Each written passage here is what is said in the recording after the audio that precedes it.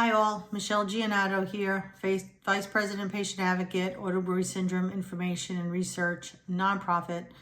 My husband's body would convert the carbohydrates that he ate to alcohol, and he would become legally intoxicated 2 to 3 times the legal limit. I am telling my story about my journey as a caretaker and all of the different challenges we endured. My last video talking about the testing that my husband underwent in a controlled private environment with strict supervision. He was diagnosed with Auto Brewery Syndrome after his blood alcohol went from 0 to 0.19 in under an hour from eating one piece of cake in the hospital vending machine. It was definitely eye-opening for many of the medical professionals in that hospital in New Jersey. The doctor in that hospital tried with an antifungal and reached out to the NIH at the time. There was very limited information, and he was at a loss as to what the next step should be. A lot of credit to that man. He really tried. We then tried calling over 106 doctors across the United States to see if we could find another doctor that could help. Maybe they've heard of it, maybe they knew how to treat it, and we were turned away by all 106 of those doctors. No one heard of it. We did a nationwide search to see if there was a doctor that specialized this, and it came up with there are none. We did a worldwide search, and the database came back with there are none. So it was up to us to find a doctor, and we finally did.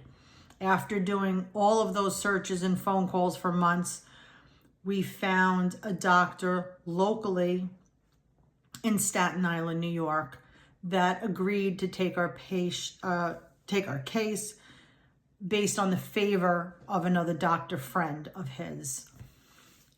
He had reached out to someone he went to medical school with that was on the board of directors for the National Fecal Transplant. And that doctor said, take the case, I'll walk you through it over the phone. I'll teach you what to do. It's really not that big of a deal. I'll help you. And we were forever grateful.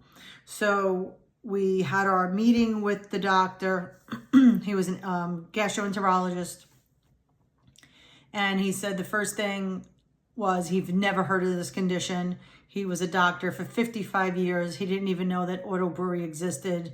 And he was quite surprised at the circumstances for this case with, my husband's high alcohol and the testing, the DUI, and, he was willing to get into the bottom of it.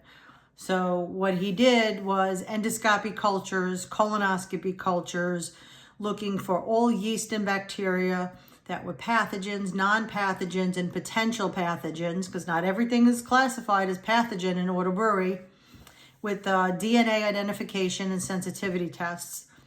And what they found out after waiting 4 weeks for those cultures to come back was that my husband had 3 fermenting bacterias, and he had 2 yeast in his culture that were all fermenting. And with the sensitivity testing, we found that they were resistant to fluconazole, they were resistant to nystatin, and that explained why my husband's condition didn't get better on the fluconazole. And he was on the fluconazole like some ridiculous amount of days, maybe like 80, maybe more than 80 days while we were looking for help. What they found is that he needed a broad spectrum IV antifungal, except that it needed to be administered daily for the maximum 8 weeks. We started seeing a difference at 4 weeks. And the infectious disease doctor that the gastroenterologist pulled into the mix said 8 weeks would be the max. And honestly, 8 weeks was the answer. We had a nurse coming to the house every week to change his dressing, teach us how to administer the IV. I was doing it for him because the first couple of weeks, as soon as we started that IV, he'd fall right to sleep. It wiped him out. And we brought this evidence and all of the medical paperwork to our lawyer, and we were ready to go to court with the evidence, and I'll talk about that on another video. One of the things that was important to know is that the IV medication is not easy by any stretch of the imagination. It's not to be taken lightly. There are a lot of complications that could happen. He did get a clog in his PICC line, and we had to go to the hospital to have it cleared. But that was probably the worst of it. And just my having to learn how to administer that IV was extremely stressful, especially when I did something wrong and I didn't know how to fix it. Thank goodness for the visiting nurse that I was able to video with, and she walked us through how to fix it. Big shout out to Dr. Wickramasinghe of Staten Island, the gastroenterologist. Shout out to Dr. Sasadri Das of Mount Sinai in Staten Island. Big shout out to Dr. Jesse on Staten Island infectious disease. If it wasn't for them, he probably would have died sooner.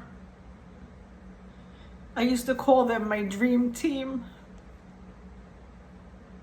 I can't say enough good things about those three doctors. And we also had Dr. Christopher Napoli, who was our functional medicine doctor, and he took care of all of the probiotics, prebiotics, the diet. If it wasn't for those medical professionals saying yes when every other doctor said no, we wouldn't have gotten that far. You know, I make these videos and I never know when I'm going to be triggered. I don't even know when it's going to come on. You know, with this whole experience, I was also diagnosed with PTSD, and sometimes it's very hard to talk about, but I need to keep going. I don't want anyone else to die of this disease because it is treatable. And for those of you who are out there with this condition, don't give up. That's all I'm going to tell you. Don't give up.